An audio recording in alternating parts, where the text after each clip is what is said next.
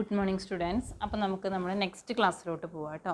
കഴിഞ്ഞ ക്ലാസ്സിൽ നമ്മൾ മൊഡ്യൂൾ 3 ഫിനാൻഷ്യൽ ഇൻസ്ട്രുമെൻറ്റ്സ് എന്നുള്ള ചാപ്റ്ററാണ് നമ്മൾ തുടങ്ങിയിട്ടുണ്ടായിരുന്നത് അല്ലേ. ഇനി നമുക്ക് നെക്സ്റ്റ് അതിൽ കുറച്ച് ഭാഗം ഞാൻ എന്താണെന്ന് പറയാം, അതിൻ്റെ ഇൻട്രൊഡക്ഷൻ പറഞ്ഞു, ഏതൊക്കെയാണ് ഫിനാൻഷ്യൽ അസറ്റായിട്ട് വരുന്നത് എന്നുള്ള അത്രയും ഭാഗമാണ് നമ്മൾ പറഞ്ഞിട്ടുണ്ടായിരുന്നത് കേട്ടോ. അപ്പോൾ അതിൻ്റെ കണ്ടിന്യൂസ് ആയിട്ട് നമുക്ക് എടുക്കാം.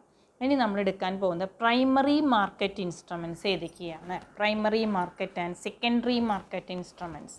ആദ്യം നമ്മൾ പറയുന്നത് പ്രൈമറി മാർക്കറ്റ് ഇൻസ്ട്രുമെൻറ്റ്സ് എന്നുള്ളതാണ് പറയുന്നത്. അപ്പോൾ ജസ്റ്റ് ശ്രദ്ധിക്കുക, അതിൽ ഏതൊക്കെ ടോപ്പിക്കുകളാണ് വരുന്നത് എന്നുള്ളത് ഞാൻ പറയാം, എന്നിട്ട് അതിനെപ്പറ്റി ഡീറ്റെയിൽഡായിട്ട് പറയാം. അപ്പോൾ പ്രൈമറി മാർക്കറ്റ് ഇൻസ്ട്രുമെൻറ്റ്സ് എന്ന് പറഞ്ഞാൽ നമുക്ക് അത്യാവശ്യമായിട്ട് റൈസ് ക്യാപിറ്റൽ, ഒരു ഫേമിന് അതിൻ്റെ ക്യാപിറ്റൽ റൈസ് ചെയ്യുന്നതിന് വേണ്ടി നമ്മൾ പ്രൈമറി ആയിട്ട് ഡയറക്റ്റായിട്ട് നമ്മൾ ആദ്യം ഉപയോഗിക്കുന്ന ഇൻസ്ട്രുമെൻറ്റ്സ് ഏതൊക്കെയാണ് to raise the capital of a firm. ഒരു ഫേമിൻ്റെ ക്യാപിറ്റൽ റൈസ് ചെയ്യുന്നതിന് വേണ്ടി നമ്മൾ ഉപയോഗിക്കുന്ന ഇൻസ്ട്രുമെൻറ്റ്സ് ആണ് ഇതിൽ പറയുന്നത്. അതിലാദ്യം നമ്മൾ പഠിച്ചിട്ട് ഇത്രയും കാലം പഠിച്ചതാണ്, നമുക്കറിയാം. നമ്മൾ ഇക്വിറ്റി ഷെയർസ്, ഫസ്റ്റ് വൺ എന്ന് പറയുന്നത് ഇക്വിറ്റി ഷെയർസ്. ഇക്വിറ്റി ഷെയർസ് എന്ന് പറഞ്ഞാൽ what is meant by equity shares? Equity shares are the ordinary shares of a company അല്ലേ. ഒരു കമ്പനിയുടെ ഓർഡിനറി ഷെയർസിനെയാണ് ഇക്വിറ്റി ഷെയർസ്. വില കുറവായിരിക്കും ഇക്വിറ്റി ഷെയർസ് പർച്ചേസ് ചെയ്യുമ്പോൾ. അങ്ങനെ ഓർഡിനറി ഷെയർസിനെയാണ് ഇക്വിറ്റി ഷെയർസ് എന്നുള്ളത് പറയുന്നത്. അപ്പോൾ ഇക്വിറ്റി ഷെയർ ഹോൾഡേഴ്സിൻ്റെ റൈറ്റ് എന്ന് പറയുന്നത് മറ്റുള്ള പ്രിഫറൻസ് ഷെയർ ഹോൾഡേഴ്സിനെ അപേക്ഷിച്ച് വളരെ കുറവായിരിക്കും. ഇപ്പോൾ ഒരു സ്ഥാപനത്തിൽ ഡിവിഡൻഡ് ലാഭം ഉണ്ടെങ്കിൽ മാത്രമാണ് അവർക്ക് ഡിവിഡൻഡ് കൊടുക്കുള്ളൂ. അങ്ങനെയുള്ള ഷെയർസിനെയാണ് ഇക്വിറ്റി ഷെയർസ് എന്നുള്ളതിൽ പറയുന്നത്. അപ്പോൾ ഫസ്റ്റ് വൺ എന്ന് പറയുന്നത് പ്രൈമറി മാർക്കറ്റ് ഇൻസ്ട്രുമെൻറ്റ്സ് എന്നുള്ളതിൽ ആദ്യം നമുക്ക് പഠിക്കാനുള്ള ഇക്വിറ്റി ഷെയർസ് എന്നുള്ളതാണ് പറയുന്നത്. പിന്നെ നമ്മൾ രണ്ടാമതായിട്ട് നമുക്ക് ഇക്വിറ്റി ഷെയർസ് കഴിഞ്ഞാൽ പിന്നെ നോൺ വോട്ടിംഗ് ഷെയർസ് ഏതൊക്കെയാണ്? നോൺ വോട്ടിംഗ് ഷെയർസ് ഏതൊക്കെയാണ് വെച്ചെങ്കിൽ അത് നെക്സ്റ്റ് വൺ പ്രിഫറൻസ് ഷെയർസ്, പിന്നെ ഡിബെഞ്ചേഴ്സ്, വാറൻറ്റ്സ്. ഇത്രയും ടോപ്പിക്കാണ് നമുക്ക് ഏതിൽ പറയാനുള്ളത്? പ്രൈമറി മാർക്കറ്റ് ഇൻസ്ട്രുമെൻറ്റ്സ് എന്നുള്ളതിൽ പഠിക്കാനുള്ളത് കേട്ടോ. അപ്പോൾ ശ്രദ്ധിക്കുക, ഓരോ പോയിൻറ്റ്സ് ആയിട്ട് നമുക്ക് പറയാം. ഫസ്റ്റ് പോയിൻ്റ് എന്ന് പറയുന്നത് പ്രൈമറി മാർക്കറ്റ് ഇൻസ്ട്രുമെൻറ്റ്സ് എന്നുള്ള equity shares. Equity shares are the ordinary shares of a company. We can issue equity shares to raise the capital of a firm. ഒരു ഫേമിൻ്റെ ക്യാപിറ്റൽ റൈസ് ചെയ്യുന്നതിന് വേണ്ടി നമ്മൾ ഇഷ്യൂ ചെയ്യുന്ന ഷെയർസിനെയാണ് equity shares എന്ന് പറയുന്നത്. ഇനി നമ്മൾ പറയുന്നുണ്ട് ഇക്വിറ്റി ഷെയർസിനെ നമ്മൾ വീണ്ടും ക്ലാസിഫൈ ചെയ്തിട്ടുണ്ട്. ആ ടൈപ്സ് ഓഫ് ഇക്വിറ്റി ഷെയർസ് ഏതൊക്കെയാണ് എന്നുള്ളതാണ് നമ്മൾ നെക്സ്റ്റ് ടോപ്പിക്കിൽ പറയുന്നത്. അടുത്തായിട്ട് പറയാനുള്ള ബ്ലൂ ചിപ്പ് ഷെയർസ് എന്നുള്ളതാണ്. ഫസ്റ്റ് ടോപ്പിക് എന്ന് പറയുന്നത് ബ്ലൂ ചിപ്പ് ഷെയർസ് എന്ന് പറയുന്നതാണ് അത്. അപ്പോൾ ഈ ബ്ലൂ ചിപ്പ് ഷെയർസ് എന്ന് പറഞ്ഞാൽ വെൽ റെപ്യൂട്ടഡ് ഫേംസ് ഒക്കെ ഇഷ്യൂ ചെയ്യുന്ന ഷെയർസിനെയാണ് ബ്ലൂ ചിപ്പ് ഷെയർസ്. മറ്റുള്ള ഷെയറുകളെ അപേക്ഷിച്ച് താരതമ്യേന വില കൂടിയ ഷെയർസിനെയാണ് നമ്മൾ എന്ത് പറയുക ബ്ലൂ ചിപ്പ് ഷെയർസ് എന്നുള്ളതുകൊണ്ട് ഉദ്ദേശിക്കുന്നത്. നെക്സ്റ്റ് രണ്ടാമത്തെ കാറ്റഗറി എന്ന് പറയുന്നത് ഗ്രോത്ത് ഷെയർസ് എന്നുള്ളതാണ് നമുക്ക് നെക്സ്റ്റ് പറയാനുള്ളത് കേട്ടോ. ഗ്രോത്ത് ഷെയർസ് എന്ന് പറഞ്ഞാൽ ഈ ഷെയർസ് ഓരോ ഗ്രോത്ത് ഉണ്ടാവുക, ഈ ഗ്രോത്ത് ഉണ്ടാവുന്ന വളർച്ച അല്ലേ. അപ്പോൾ അങ്ങനെ പറഞ്ഞാൽ ഈ തരത്തിലുള്ള ഷെയർസാണ് നമ്മൾ വാങ്ങിക്കുന്നത് വെച്ചെങ്കിൽ ഓരോ വർഷം കഴിയുന്തോറും നമ്മുടെ ഡിവിഡൻറ്റ് ലാഭവിഹിതം ഇൻക്രീസ് ചെയ്തുകൊണ്ടേയിരിക്കും. ആ തരത്തിലുള്ള ഷെയർസിനെയാണ് നമ്മൾ ഗ്രോത്ത് ഷെയർസ് എന്നുകൊണ്ട് ഉദ്ദേശിക്കുന്നത്.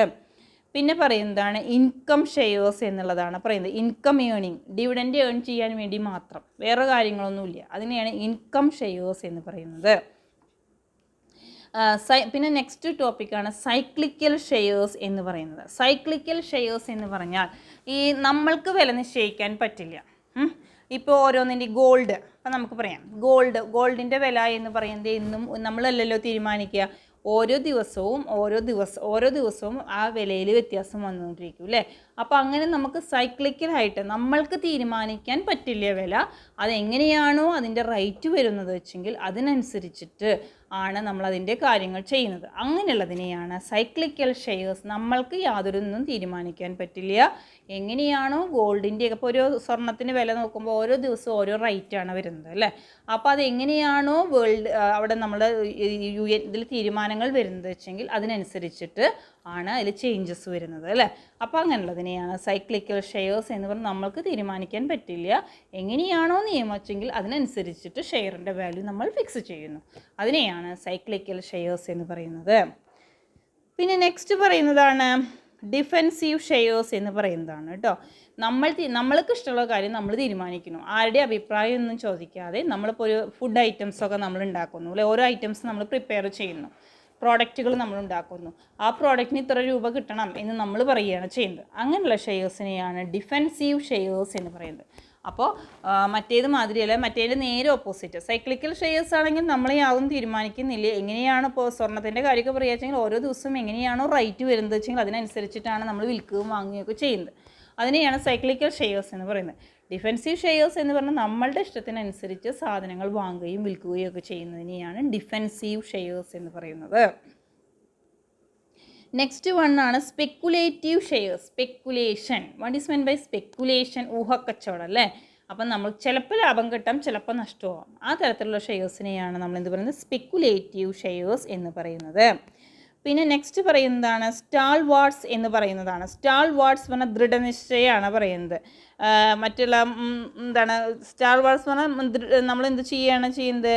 ദൃഢനിശ്ചയം, തീരുമാനങ്ങൾ എടുക്കുക. അപ്പോൾ ഓരോരുത്തരെയും GDPക്കൊക്കെ അനുസരിച്ച് ഗ്രോസ് ഡൊമസ്റ്റിക് പ്രോഡക്റ്റ് അതിനേക്കാട്ടിലൊക്കെ കൂടി വരികയാണെങ്കിൽ എന്താ പറയുന്നത് വെച്ചെങ്കിൽ അവരെന്ത് ചെയ്യുകയാണ്, എത്രത്തോളമാണോ അവർ തീരുമാനങ്ങൾ എടുക്കുക, അതിനനുസരിച്ചിട്ട് നമുക്ക് പുറം രാജ്യങ്ങളിലേക്കൊക്കെ ഷെയർസ് കൊടുക്കാനും ഒക്കെ സാധിക്കുന്നതാണ് സ്റ്റാർ വാൾട്ട് എന്നുള്ളതുകൊണ്ട് ഉദ്ദേശിക്കുന്നത്.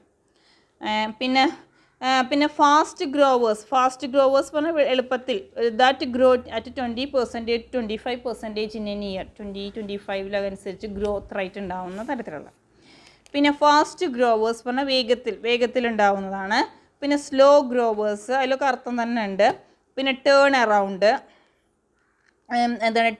എന്ന് പറഞ്ഞു കഴിഞ്ഞാൽ എന്താണ്? ലോസ് ഉണ്ടായിക്കഴിഞ്ഞാലും അതിൽ നിന്ന് റിക്കവറി ഉണ്ടാക്കാൻ വേണ്ടി സാധിക്കുന്ന തരത്തിൽ. പിന്നെ അസറ്റ് പ്ലേസ് എന്നുള്ള ഇത്രയും കാര്യങ്ങളാണ് നമുക്കിതിൽ പറയാനുള്ളത്. ഇതിൽ ഇക്വിറ്റി ഷെയർസ് എന്നുള്ളതിൻ്റെ സബ് ഡിവിഷൻസാണ് ഇപ്പോൾ നമ്മൾ പറഞ്ഞത് കേട്ടോ. അപ്പോൾ ഓരോന്നായിട്ട് നമുക്ക് ഡീറ്റെയിൽഡ് ആയിട്ട് പറയാം. അപ്പോൾ നമ്മൾ എന്തൊക്കെയാണ് പറഞ്ഞത്? What is meant by equity share? Equity shares are ordinary shares. They are called, അവർക്ക് എന്തില്ല? ഫിക്സഡ് റൈറ്റ് ഓഫ് ഡിവിഡൻഡ് ഇല്ല. സ്ഥാപനത്തിൽ നല്ല രീതിയിൽ പ്രോഫിറ്റ് കിട്ടുകയാണെങ്കിൽ മാത്രമാണ് ഡിവിഡൻഡ് ഇക്വിറ്റി ഷെയർ ഹോൾഡേഴ്സിന് കിട്ടുകയുള്ളൂ.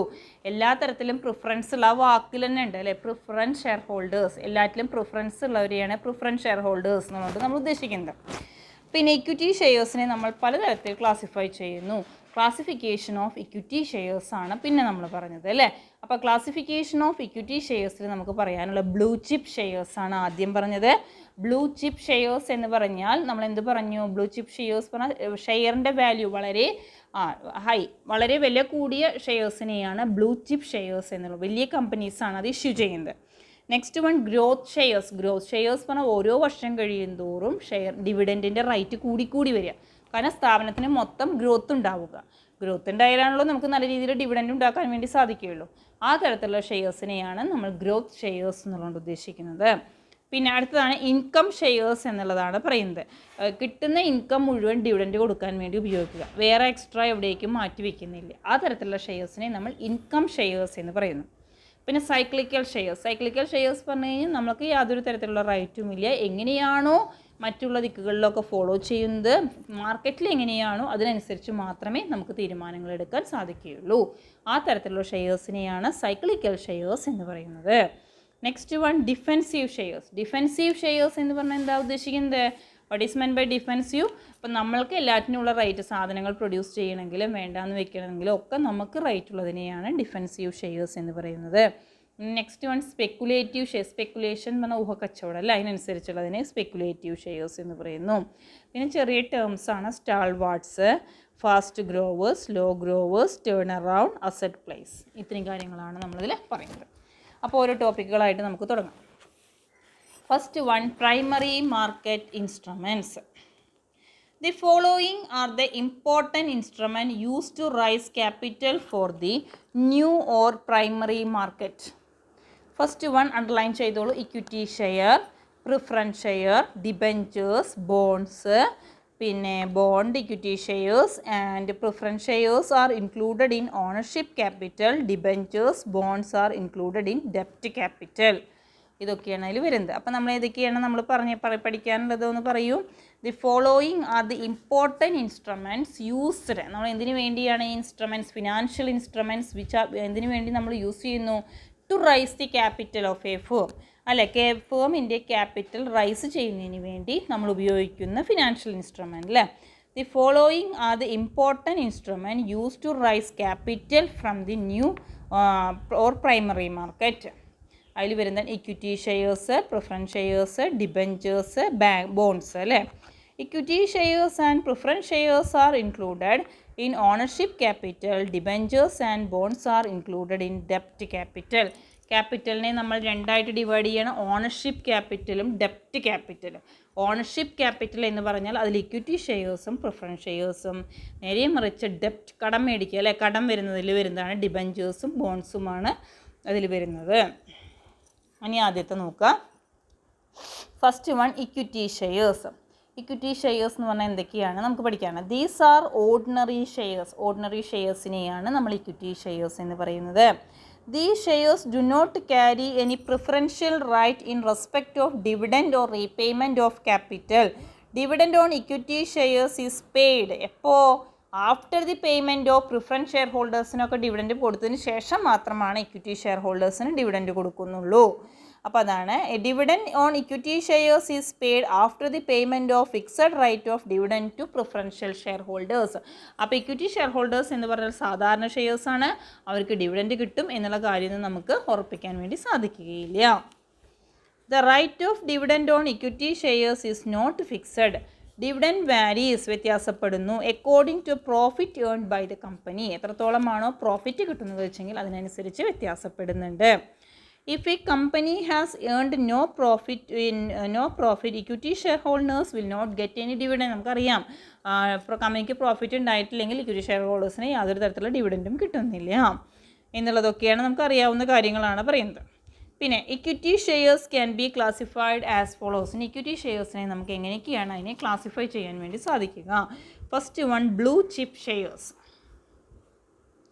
അപ്പോൾ നമ്മൾ പറഞ്ഞു വെൽ എസ്റ്റാബ്ലിഷ്ഡ് സ്ഥാപനങ്ങൾ, റെപ്യൂട്ടഡ് സ്ഥാപനങ്ങളൊക്കെ ഇഷ്യൂ ചെയ്യുന്ന ഷെയർസാണ് ബ്ലൂ ചിപ്പ് ഷെയർസ് എന്ന് പറയുന്നത്.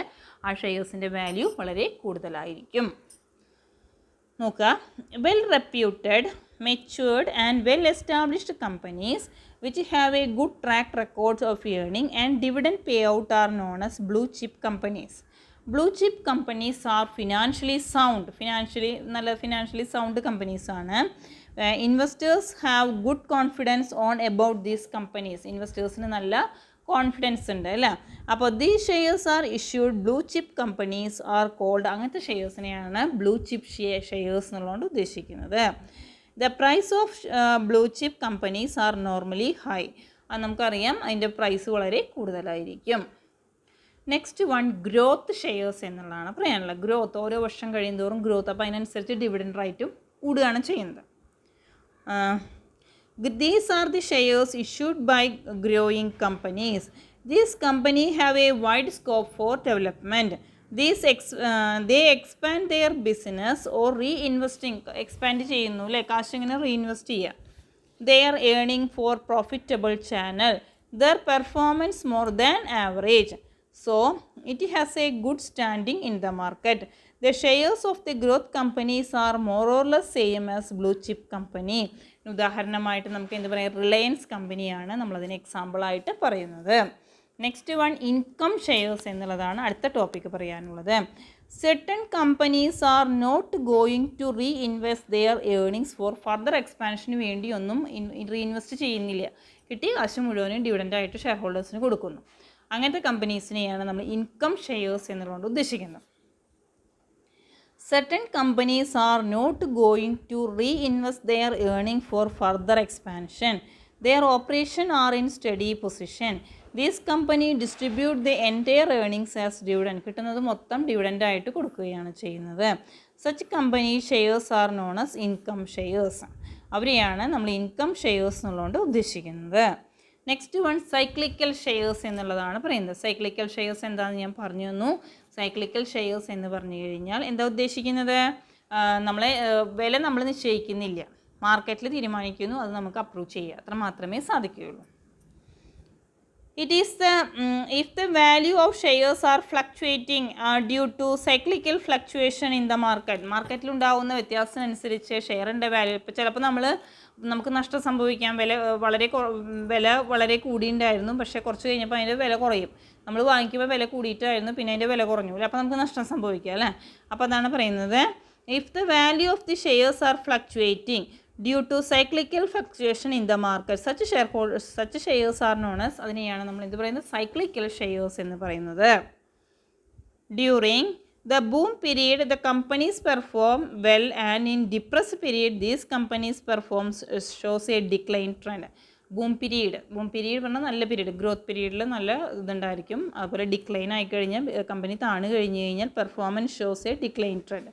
Shipping companies are treated as cyclical companies. Shipping കമ്പനീസിനെയാണ് നമ്മൾ സൈക്ലിക്കൽ കമ്പനീസിലായിട്ട് കൂടുതലായിട്ടും ഉപയോഗിക്കുന്നത്. നെക്സ്റ്റ് വൺ ഡിഫെൻസീവ് ഷെയർസ് എന്നാണ് പറയുന്നത്. നമ്മൾ ഫുഡ് ഐറ്റംസ് ഒക്കെ ഉണ്ടാക്കുകയാണെങ്കിൽ നമ്മൾ തന്നെ അതിൻ്റെ വില തീരുമാനിക്കുക, അതിനനുസരിച്ച് സാധനങ്ങൾ വിൽക്കുക. അതിനെയാണ് നമ്മളെന്ത് പറയുന്നത്, ഡിഫെൻസീവ് ഷെയർസ് എന്നുള്ളത് ഉദ്ദേശിക്കുന്നത്. Shares of the companies which are engaged in food processing, beverage, drugs etcetera are considered. അതിനെയൊക്കെയാണ് നമ്മളെന്ത് പറയുന്നത്, ഡിഫെൻസീവ് ഷെയർസ് എന്നുള്ളത് ഉദ്ദേശിക്കുന്നത്. The income of these shares is moderate throughout the cyclical periods. Next one speculative shares ആണ് പറയുന്നത്. നമുക്ക് പറഞ്ഞു ഈ സ്പെക്കുലേറ്റീവ് ഷെയർസ് പറഞ്ഞാൽ റിസ്ക്കിയാണ്. ചിലപ്പോൾ നമുക്ക് നഷ്ടം സംഭവിക്കും, ചിലപ്പോൾ നല്ല ലാഭവും കിട്ടും. അങ്ങനെ റിസ്ക് ഏറ്റെടുക്കാൻ, റിസ്ക് എന്ന് പറഞ്ഞാൽ നഷ്ടസാധ്യത അല്ലേ, റിസ്ക് ഏറ്റെടുക്കാൻ നമ്മൾ തയ്യാറാവണം. ആ തരത്തിലുള്ളതിനെയാണ് സ്പെക്കുലേറ്റീവ് ഷെയർസ് എന്ന് പറയുന്നത്. These type of shares are risky class of shares which requires special technique, expert and deep knowledge വേണം. മാർക്കറ്റ് എങ്ങനെയൊക്കെയാണ് മൂവ് ചെയ്യുക എന്നുള്ളതിനെ പറ്റി നമുക്കൊരു ഡീപ്പ് നോളേജ് വേണം. അത് ഡീൽ ചെയ്യുന്നതിൽ നമുക്ക് പെർഫെക്റ്റ് നോളേജ് ഉണ്ടായിരിക്കണം. The speculators deal with this type of shares and make a short-term gains. Such shares are not well known and popular earners of dividend. The involvement of speculation on these shares help to increase the price of the shares in the market. Next വരുന്നതാണ് സ്റ്റാൾവാർട്ട്. പറഞ്ഞ ദൃഢനിശ്ചയം എന്നാണ് അതിൻ്റെ മലയാള word നമ്മൾ ഉദ്ദേശിക്കുന്നത്. Certain big companies have the ability to surpass ചെയ്യാൻ, മറികടക്കുക the gross domestic product of the country. അല്ലെ, ഗ്രോസ് ഡൊമസ്റ്റിക് പ്രോഡക്റ്റിനെ GDP-യെയും മറികടക്കാൻ വേണ്ടിയിട്ട് സാധിക്കുന്നു. അപ്പോൾ they are not swift climbers. പറഞ്ഞാൽ ഒരു സ്വിഫ്റ്റ് ക്ലൈംബേഴ്സ് ഒന്നല്ല, അങ്ങനെ പെട്ടെന്ന് ലാഭം ഉണ്ടാക്കുന്നവരല്ല swift climbers. Such companies are known as gain companies and shares are by issued them are known as. അങ്ങനത്തെ ഉള്ളതിനെയാണ് സ്റ്റാൾവാർട്ട്സ് എന്നുള്ളത് ഉദ്ദേശിക്കുന്നത്. അപ്പോൾ സ്റ്റാൾവാർട്ട്സ് പറഞ്ഞാൽ certain companies have the ability, ചില കമ്പനീസിന് എന്തിനുള്ള എബിലിറ്റി, കഴിവ്, ടു സർപ്പാസ് പറഞ്ഞാൽ മറികടക്കുക. എന്തിനെ, GDP-യെയും കൂടി മറികടക്കാൻ വേണ്ടി ചില കമ്പനീസിന് സാധിക്കുന്നു. പക്ഷേ അത് ഇന്നോ ഇന്നലെ കൊണ്ടുണ്ടായതല്ല, കുറേ കാലത്തെ പരിശ്രമം കൊണ്ടാണ് അങ്ങനത്തതിനെയാണ് നമ്മളെന്ത് പറയുന്നത്, സ്റ്റാൾവാർട്ട്സ് എന്നുള്ളത് ഉദ്ദേശിക്കുന്നത്. Next one fast growers. ഈ 20-25% ഇടയിൽ ഗ്രോത്ത് ഉണ്ടാകുന്ന തരത്തിലുള്ള കമ്പനീസിനെയാണ് ഫാസ്റ്റ് ഗ്രോവേഴ്സ് എന്നുള്ളത് ഉദ്ദേശിക്കുന്നത്.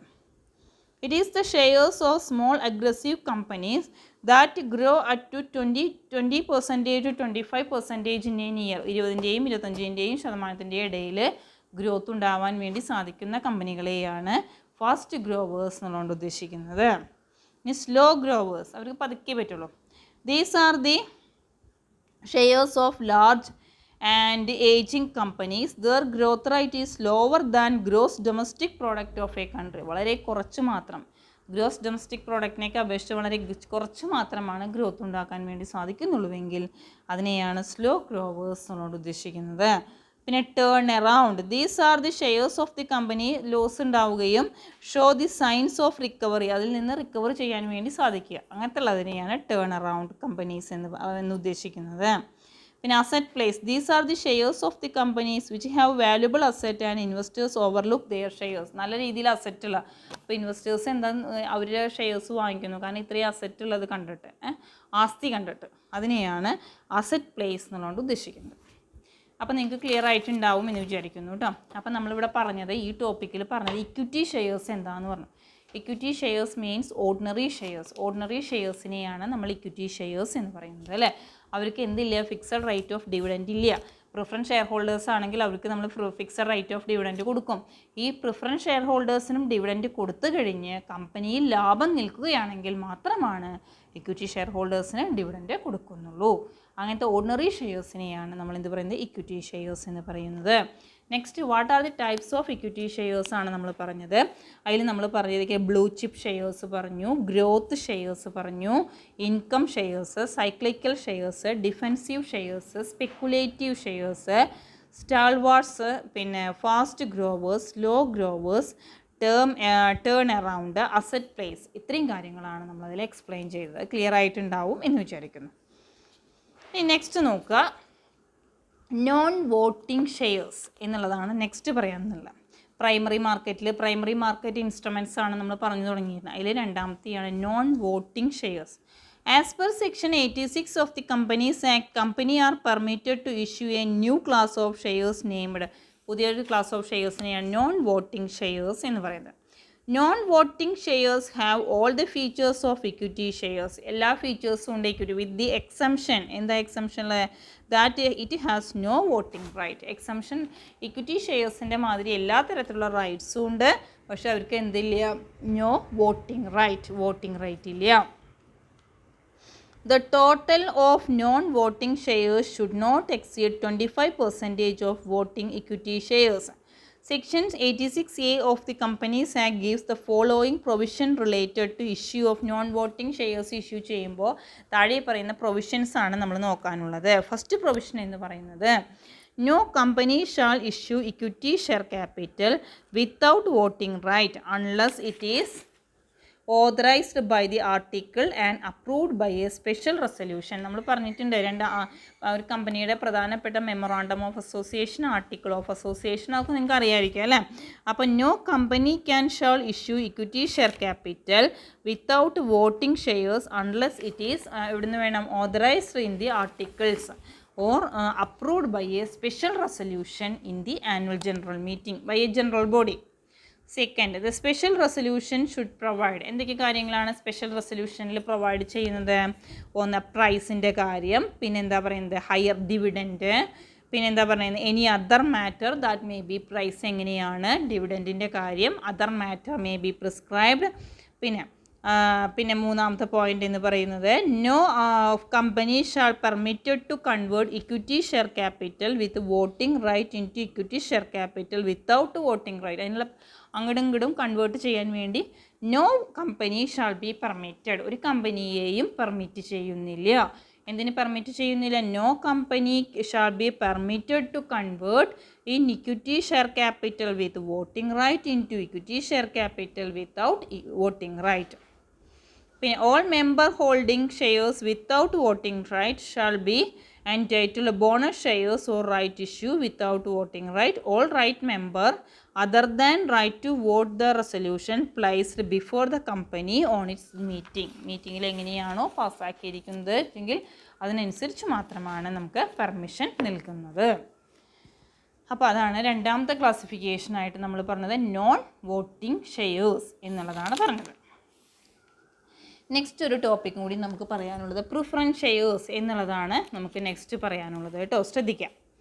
Preference shares are those which carry A preference എന്ന് പറഞ്ഞാൽ അതിൽ തന്നെ അർത്ഥമുണ്ട് അല്ലേ. പ്രിഫറൻസ് എന്ന് പറഞ്ഞാൽ എന്താ അർത്ഥം?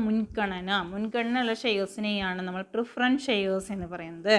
അപ്പോൾ preference shares are those which carry preferential right in respect of the payment of dividend and repayment of capital in the event liquidation എന്ന് പറഞ്ഞാൽ ബിസിനസ് ക്ലോസ് ചെയ്യുക അല്ലേ. ബിസിനസ് ക്ലോസ് ചെയ്യുന്ന സമയത്ത് വരുന്ന സമയത്ത് എത്രത്തോളമാണോ കാശ് കിട്ടാനുള്ളത് വെച്ചെങ്കിൽ അതിന് എല്ലാ കാര്യങ്ങൾക്കും മുൻഗണനയുള്ള ഷെയർസിനെയാണ് നമ്മൾ പ്രിഫറൻസ് ഷെയർസ് എന്ന് പറയുന്നത്. അപ്പോൾ preference shares are those which carry preferential right in respect of payment of dividend or repayment of capital in the event of liquidation of the company. The right of dividend is fixed. എത്രത്തോളമാണ് right ഉള്ളതെന്ന് fixed ആയിരിക്കും. This dividend is payable before any dividend is paid to equity share. നമുക്കറിയാം, നമ്മൾ പറഞ്ഞു equity share ഹോൾഡേഴ്സിന് കൊടുക്കുന്നതിന് മുന്നേ ആയിട്ട് preference share ഹോൾഡേഴ്സിന് കൊടുത്തിട്ട് മാത്രമാണ് ഇക്വിറ്റി ഷെയർ ഹോൾഡേഴ്സിന് എന്ത് കൊടുക്കുന്നുള്ളൂ? ഡിവിഡൻറ്റ് കൊടുക്കുകയുള്ളൂ എന്നൊക്കെ പറഞ്ഞു. അപ്പോൾ എന്താ പിന്നെ പറയുന്നത് വെച്ചെങ്കിൽ in if preference dividend is outstanding 2 or more years in the cumulative preference shares. അപ്പോൾ 2-3 വർഷത്തേക്ക് ഔട്ട്സ്റ്റാൻഡിങ് ആയിട്ട് നിൽക്കുകയാണെന്നൊക്കെ വെച്ച് കഴിഞ്ഞാൽ എത്രത്തോളമാണോ ഡിവിഡൻഡ് അത്രയും പറയുന്നുള്ളൂ. ഡിവിഡൻഡ് എത്രയാണ് കൊടുക്കാനുള്ളത് വെച്ചെങ്കിൽ അതൊക്കെ കൊടുത്ത് തീർത്തതിന് ശേഷം മാത്രമാണ് ഇക്വിറ്റി ഷെയർ ഹോൾഡേഴ്സിന്. അപ്പോൾ എല്ലാ കാര്യങ്ങളിലും പ്രിഫറൻസ് ഉള്ള ഷെയർ ഹോൾഡേഴ്സിനെയാണ് പ്രിഫറൻസ് ഷെയർസ് എന്നുള്ളത് ഉദ്ദേശിക്കുന്നത്. പ്രിഫറൻസ് പറഞ്ഞാൽ മുൻഗണന ഷെയർസ് എന്നുള്ളത് ഉദ്ദേശിക്കുന്നത്. അത്രയാണ് നമുക്കതിൽ പറയാനുള്ളത് കേട്ടോ. അപ്പോൾ ശ്രദ്ധിക്കുക. അപ്പോൾ നമ്മൾ ഇന്നത്തെ ക്ലാസ്സിൽ 3 ടോപ്പിക്കുകളാണ് കവർ ചെയ്തത് അല്ലേ. അപ്പോൾ ഇന്നത്തെ ക്ലാസ്സിൽ നമ്മൾ എന്തൊക്കെ പറഞ്ഞു? പ്രൈമറി മാർക്കറ്റ് ഇൻസ്ട്രുമെൻറ്റ്സ് എന്നുള്ളൊരു ടോപ്പിക്കാണ് പറഞ്ഞത്. ആ പ്രൈമറി മാർക്കറ്റ് ഇൻസ്ട്രുമെൻറ്റ്സിൽ നമുക്ക് പറയാനുള്ള ഇക്വിറ്റി ഷെയർസ്, പിന്നെ ഏതൊക്കെ നമ്മൾ പറഞ്ഞത്? ഈ പ്രിഫറൻസ് ഷെയർസ്, ഡിബെഞ്ചേഴ്സ്, ബോണ്ട്സ് അല്ലേ. അതിൽ ഇക്വിറ്റി ഷെയർസിനെയും പ്രിഫറൻസ് ഷെയർസിനെയും കൂട്ടി ഓണർഷിപ്പ് ക്യാപിറ്റൽ എന്നും ഡിബഞ്ചേഴ്സിനെയും ബോൺസിനെയും കൂട്ടി നമ്മൾ എന്ത് പറയുക? ഡെപ്റ്റ് ക്യാപിറ്റൽ എന്നും പറയുന്നു എന്നുള്ളതാണ് പറഞ്ഞത്. പിന്നെ നമുക്ക് പറയുന്നത് ഇക്വിറ്റി ഷെയർസാണ്. ഇക്വിറ്റി ഷെയർസ് എന്ന് പറഞ്ഞാൽ ഓർഡിനറി ഷെയർസിനെയാണ് നമ്മൾ എന്ത് പറയുന്നത്? ഇക്വിറ്റി ഷെയർസ് എന്ന് പറയുന്നത്. പിന്നെ നമ്മൾ what are the types of equity shares ആണ് പറഞ്ഞത് അല്ലേ. അതിൽ വരുന്നത് ബ്ലൂ ചിപ്പ് ഷെയർസ്, പിന്നെ ഏതാ പറഞ്ഞത്? Growth shares, income shares, cyclical shares, defensive, speculative, stalwarts, പിന്നെ പറഞ്ഞു fast growers, slow growers, turn around, asset plays. ഇതൊക്കെയാണ് നമ്മൾ പറയുക. പിന്നെ നെക്സ്റ്റ് ടോപ്പിക്ക് നമ്മൾ നോൺ വോട്ടിംഗ് ഷെയർസ് എന്നുള്ളതാണ് പറയുന്നത്. അപ്പോൾ നോൺ വോട്ടിംഗ് ഷെയർസ് എന്ന് പറഞ്ഞാൽ പുതിയ ക്ലാസ് ഓഫ് ഷെയർസ് ആണെന്ന് പറഞ്ഞു. Non voting shares have all the features of equity ഷെയർസിൻ്റെ എല്ലാ ഫീച്ചേഴ്സും ഉണ്ട്. വിത്ത് എക്സംഷൻ എന്തില്ല? നോ വോട്ടിംഗ് ഷെയർ, നോ വോട്ടില്ല എന്ന് നമ്മൾ പറഞ്ഞു. പിന്നെ ഇതിൻ്റെ പ്രൊവിഷൻസ് എന്തൊക്കെയാണ് പറയുന്നത്? No company shall issue equity shares without voting right unless if it is authorised by the articles of the company or special resolution അല്ലേ, or approved by a special resolution അല്ലേ. ഈ സ്പെഷ്യൽ റെസൊല്യൂഷനിൽ എന്തൊക്കെ കാര്യങ്ങളാണ്? പ്രൈസിൻ്റെ കാര്യം പറഞ്ഞു, right of dividend അല്ലേ, ഇനി other matter as may be prescribed. പിന്നെ മൂന്നാമത്തെ പോയിൻ്റായിട്ട് പറയുന്നത് no company shall be permitted to convert equity share capital with voting right into equity share capital without voting right അല്ലേ. പിന്നെ all member holders of shares without voting right shall be entitled to bonus shares